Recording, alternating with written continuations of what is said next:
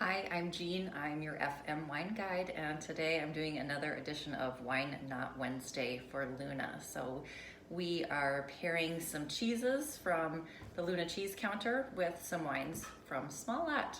So here we go. First of all, the cheeses that Nikki gave me today are fantastic. This is a world-class home run of a cheese plate. I'm really happy to get to nosh these cheeses this afternoon, and I think I've picked some wines that really highlight their flavors and complexity. So first, without further ado, right over here, I've got a cheese called Taleggio. And this is an Italian washed rind ripened cheese that's semi-soft. Now I'll have to be a little honest here. Actually, all three of these cheeses were cheeses that in my younger years I didn't care for too much. They were a little bit too complex. But as I gave them a little bit of my attention and grew in appreciation, they've become favorites. So if you're kind of still a mozzarella, cheddar, Kraft singles kind of a person, this cheese plate is gonna be a little bit advanced for your palate. I don't say that to scare you away. I say it to let you know that this cheese plate is worth it, because once you do develop the appreciation for these cheeses, they're fantastic. So I'm gonna get into this one. So this is Taleggio, kind of soft, really creamy, really good melty cheese. There's a really pleasant fruitiness, kind of mild, creamy yumminess to this one. But then because of the way the rind is ripened, it's got this sort of funky tang to the finish. You are supposed to eat the rind, and it provides this really neat contrast. So what to do with a wine with that? So the traditional pairing, the cheese itself is from northern Italy, like think around near Milan, northern central Italy.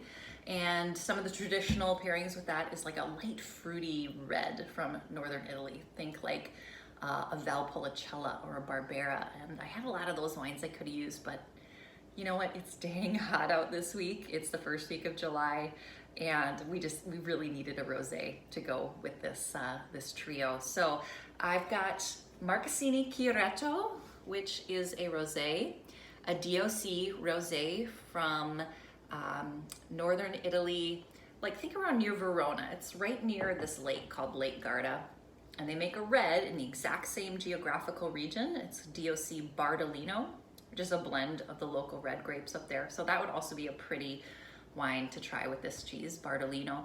But this is the rosé version of that same blend. So why I picked this, obviously geographically they're linked. Nice, bright, light, fruity rosé wine. Oh, it just tickles my nose with these pretty exotic fruits, cherry and citrus.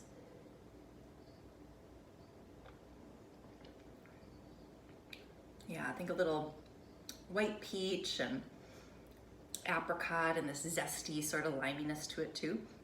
And then the minerality from the region does come through a little bit, which gives it a little bit of that funk. And then one of the interesting things about this wine is it does see a little aging on the lees, which I think is a little bit unusual for a rosé. So, and then the lees are those spent yeast cells that come from winemaking. And if you age your wine with the lees, it gives it just this little yeasty funk and a little texture, which that makes it perfect for Taleggio. So yum yum with that together. It's perfect.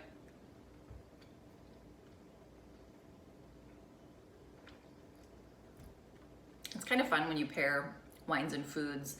The things that match kind of hit each other and cancel each other out and drop out the bottom, and then you're kind of in this experiment of what are you left with. So there's fruitiness here, there's fruitiness in the cheese. You got that funk here. They kind of drop each other down, so neither one is too expressive. And then you're left with this kind of fun saltiness, I think, to the cheese, which is nice. I poured myself a little too much on that first go. Okay, cheese number two. This is world-class historical cheese. This is Comte from southern France, from the Jura region. It's a mountainy sort of Gruyere style aged cow's milk cheese. This is a little bit harder, semi-hard cheese. It's got a rind as well, which I would cut off. Very, very different. There's kind of a grassy sort of a floral element to this. A little bit caramel nutty, ooh, like hazelnut walnut. Yeah, and then it's got this kind of long aftertaste. So this is a very, very complex, very famous cheese.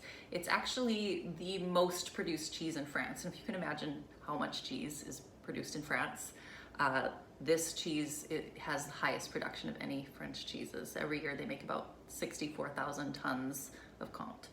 The traditional pairing with Comte is a local wine from the Jura region called Vin Jaune, which means yellow wine, and it's sort of like a what do I want to say, like a floor aged or a yeast aged fortified wine, kind of like a sherry.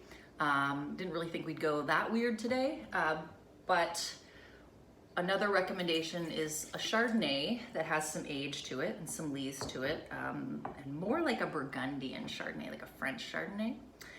I actually went a little bit zigzaggy with that, and we've got Risdall Ranch, which is from Willamette Valley, Oregon. This is a state-grown fruit in the Willamette Valley, aged about eight months in some very lightly toasted oak, and then on the lees as well. So this is 2016, so it does have a little bit of age, which is kind of what you want.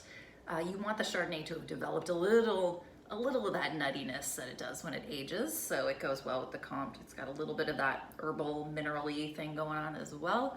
And then not too much oak. So a California Chardonnay is gonna be way too vanilla-y, too oaky to go with this Comte.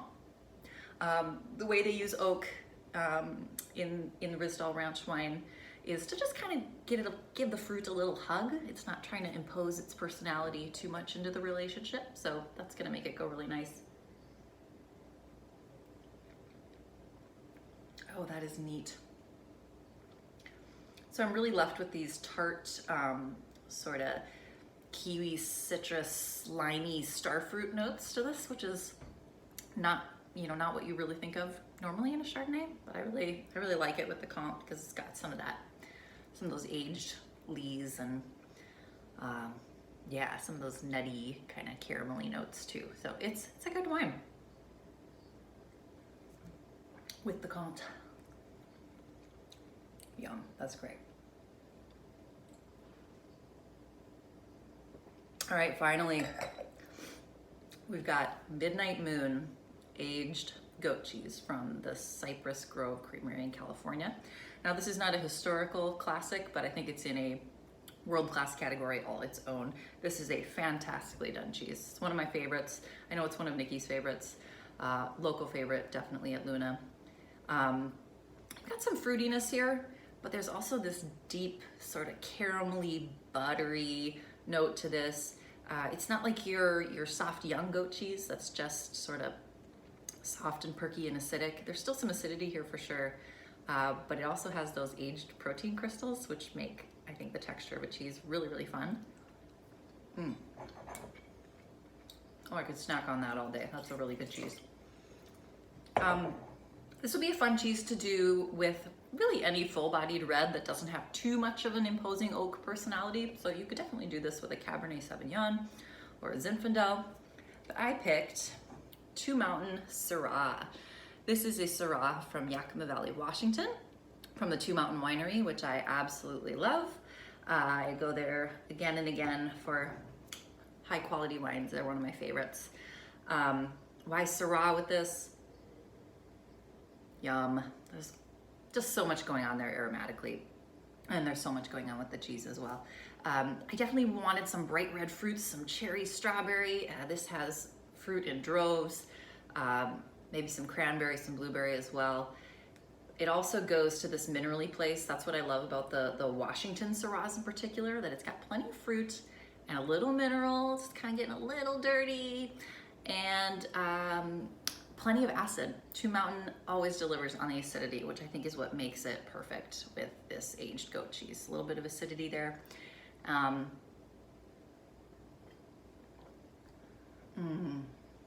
That's just like taking this cheese and wrapping it up in, I don't know, like a silky, velvety blanket and cuddling up, and it's decadent and wonderful and delicious.